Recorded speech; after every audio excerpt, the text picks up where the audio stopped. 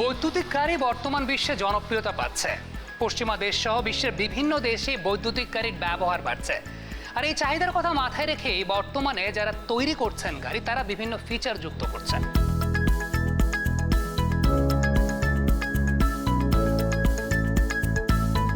আমি ব্যক্তিগতভাবেই একটা electric vehicle out করি, এটা টেসলা। হ্যাঁ, ওইটা চালায় খুবই আরাম পাচ্ছি, তাই না? কারণ আমার কোনো তেলের খরচ নেই, বাসাতেই ব্যাটারি চার্জার আছে, চার্জ দেই।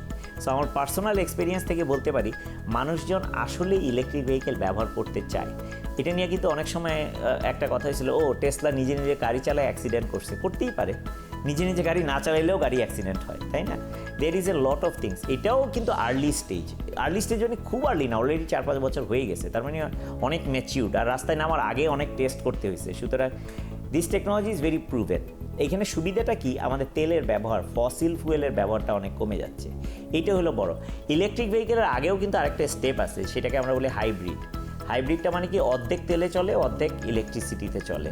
আমার তেলের মাধ্যমে যখন ওই চাকাগুলো ঘুরতে থাকে, তখন সেটার মাধ্যমে আমার ব্যাটারিটা চার্জ হতে থাকে। সো তার মানে তেল না থাকলেও তাই চলতেছে, তাই না?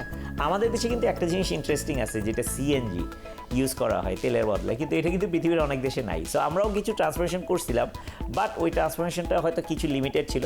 তারপরে ইলেকট্রিক ভেহিকেলে না, ইলেকট্রিক ভেহিকেলের কথা যদি বলি, ইলেকট্রিক ভেহিকেল অ্যাডপশনটা খুবই চ্যালেঞ্জিং ছিল, যদি কারণ টেসলার চার্জিং স্টেশন ছিল না।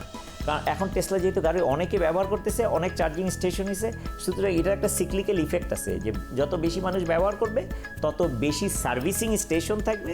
কারণ সার্ভিসিং স্টেশন দিলাম, এটা অনেক কস্টলি, কিন্তু কেউ যদি ব্যবহার না করে আমার তো টাকাটা ফেরত আসতেছে না। আবার গাড়ির ব্যাটারির দাম অনেক বেশি, তার মানে গাড়ির দামটাও বেশি পড়তেছে। কিন্তু আবার এনাফ ব্যাটারি হয়ে গেছে যখন, এখন কিন্তু গাড়ির দাম অনেক কমে গেছে, টেসলা গাড়ির দাম কিন্তু এখন অনেক কম। সো তা কেন কমছে? কারণ আমার তো প্রোডাকশন বেশি, গভর্নমেন্ট কিছু রিবেট দিচ্ছে, কারণ গভর্নমেন্ট চাচ্ছে না যে এনভায়রনমেন্ট নষ্ট হোক। এইগুলো সব কিছুর ভিত্তিতে দেখা যাচ্ছে আমরা ইলেকট্রিক ভেহিকেলটা সবাই অ্যাডপ্ট করার চেষ্টা করতেছি।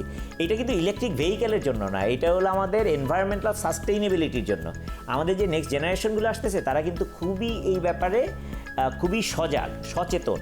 তারা চায় না আমরা যদি বলি যেটা ইচ্ছা সেটা চালায়, ময়লা ফেলায় দিলাম, কিন্তু তারা কিন্তু দে আর নিট অ্যান্ড ক্লিন, তারা চাচ্ছে পুরোটা চেঞ্জ করার জন্য। সুতরাং ভবিষ্যতের কথা যদি চিন্তা করি, ইলেকট্রিক ভেহিকেল অ্যাডপশনটা মাস্ট। এটার জন্য আমাদের আন্ডারলাইং ইনফ্রাস্ট্রাকচারটাও আস্তে আস্তে বানাতে হবে।